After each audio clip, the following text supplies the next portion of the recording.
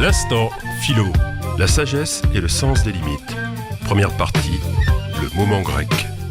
On connaît Pythagore pour son fameux théorème et ses contributions mathématiques. Mais on ignore souvent qu'il a été aussi un penseur dont la doctrine a inspiré bien des idéalistes, à commencer par Platon. Diverses sources de l'Antiquité rapportent que c'est lui, également, qui aurait utilisé en premier les termes de philosophie et de philosophe. Qu'est-ce qui a poussé Pythagore à créer ces termes voués à un bel avenir ? La civilisation grecque de l'Antiquité aimait honorer les individus les plus doués dans tous les domaines. Des compétitions étaient ainsi organisées pour donner occasion aux meilleurs de se surpasser. Les Jeux olympiques permettaient aux athlètes de briller de tout leur feu. Les champs de bataille donnaient occasion à certains guerriers de montrer un courage récompensé par divers honneurs.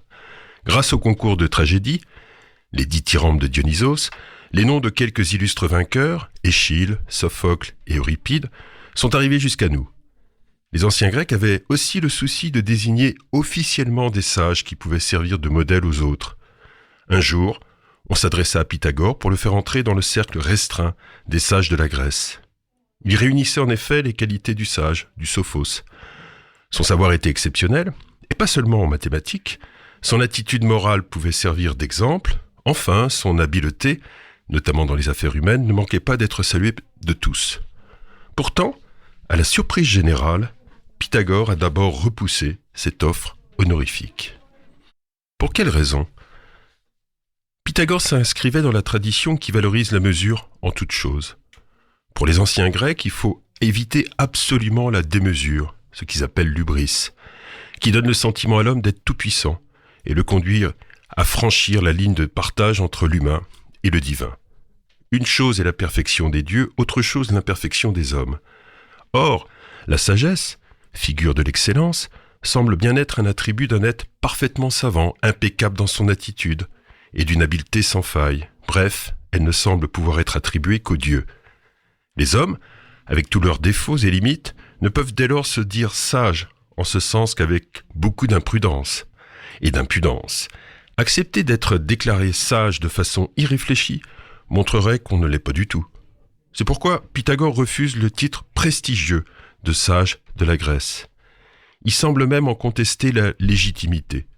Néanmoins, par souci d'apaisement, il suggère un changement de terminologie qui va permettre de trouver un terrain d'entente. Plutôt que d'être nommé Sophos, Pythagore propose une appellation plus modeste. Il n'est pas un sage, mais quelqu'un qui aime la sagesse, un philosophos, un philosophe.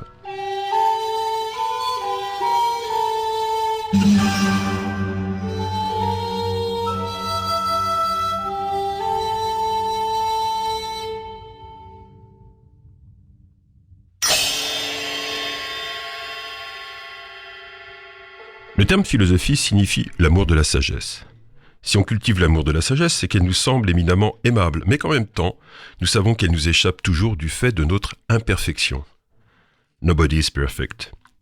Le philosophe se différencie ainsi toujours de celui qui est arrivé au dernier degré de la sagesse. C'est dans cette perspective que plus tard, Platon soulignera « Parmi les dieux, il n'y en a aucun qui s'emploie à philosopher, aucun qui ait envie de devenir sage, car il l'est. Ne s'emploie pas à philosopher quiconque est déjà sage. » La philosophie est donc une pratique humaine qui témoigne d'un défaut de sagesse et de savoir. Ceux qui voulaient placer Pythagore parmi les sages de la Grèce finissent par reconnaître qu'en précisant pourquoi il ne voulait pas de cet honneur, cet illustre penseur a fait preuve de sagesse humaine. Cette dernière consiste en effet à rompre avec toute cette arrogance qui tend à nous conférer une puissance de pensée et d'agir comparable à celle des dieux. Pythagore invite à sortir du préjugé selon lequel la sagesse n'aurait d'ailleurs qu'une figure, celle de la perfection.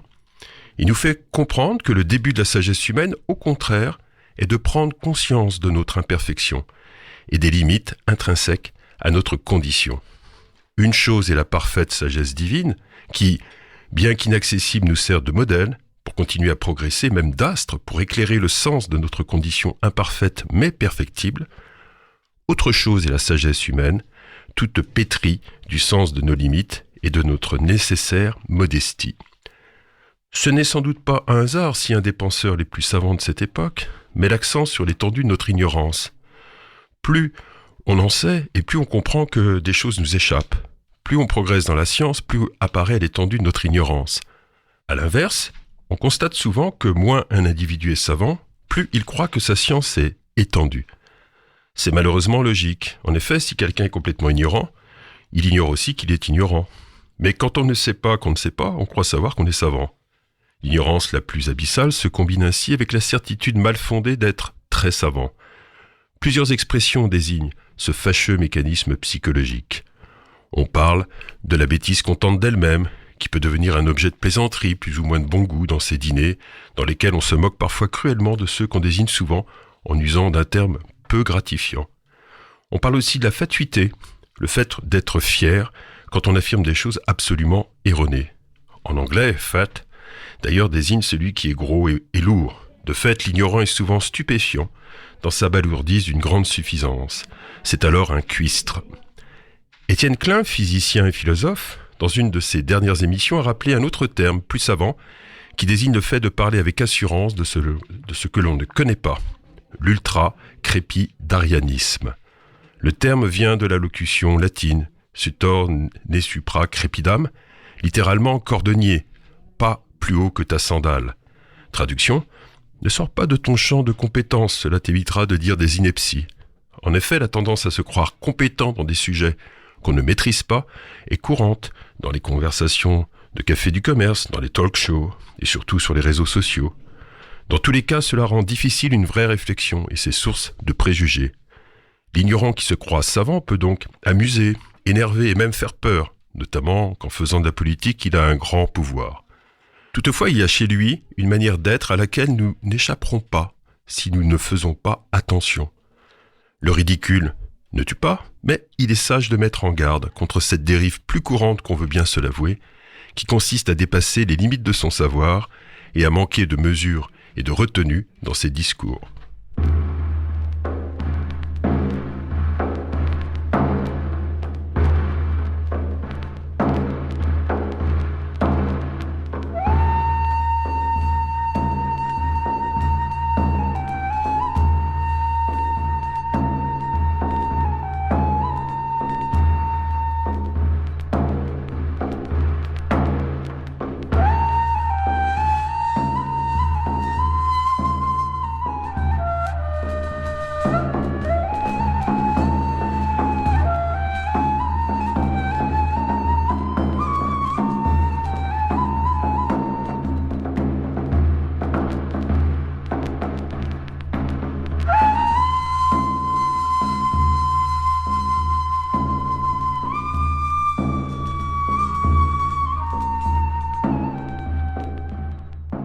Si c'est Pythagore visiblement qui a créé l'expression philosophie, Socrate est reconnu comme le premier à avoir vraiment fixé les méthodes et l'esprit philosophique.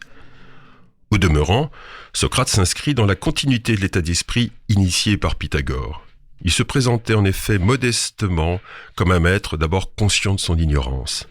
Il aimait à répéter « Tout ce que je sais, c'est que je ne sais rien ». Et cette attitude lui a valu, à son tour, d'être désigné comme le plus sage des Grecs par la Pythie de Delphes. Précisons qu'on ne peut en rester à l'interprétation trop unilatérale et négative selon laquelle il faudrait, pour être sage et philosophe, surtout voir ses imperfections et savoir s'auto-flageller dès qu'on tombe dans la démesure parce qu'on dépasse ses limites. La sagesse humaine serait assez dérisoire s'il n'y avait pas un versant positif et créatif. C'est que la modestie et le sens des limites dans cette sagesse à mesure humaine, qu'est la philosophie, font le lit d'une vraie ambition. Savoir qu'on ne sait rien, prendre conscience de notre ignorance n'est en effet pas sans conséquences importantes.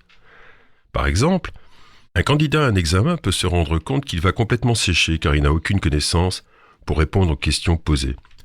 Cette prise de conscience ne lui permettra certes pas d'échapper à une très mauvaise note, mais le choc qu'elle produit peut préparer un avenir meilleur pour lui. L'étudiant conscient de ses lacunes pourra ainsi prendre ses dispositions pour mieux apprendre sa leçon la fois suivante.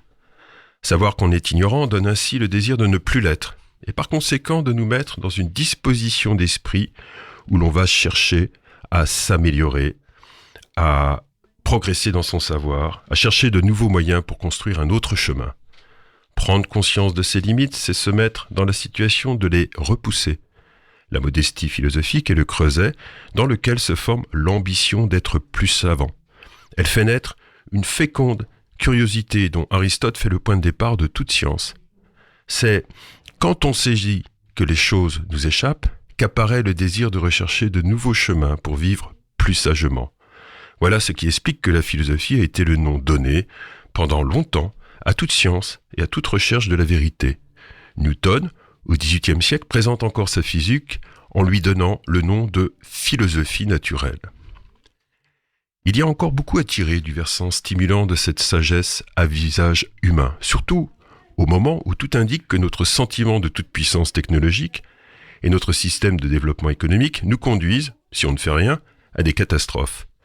Car la sagesse ne consiste pas à se complaire dans une lucidité décourageante, sans rien faire face à notre impuissance actuelle.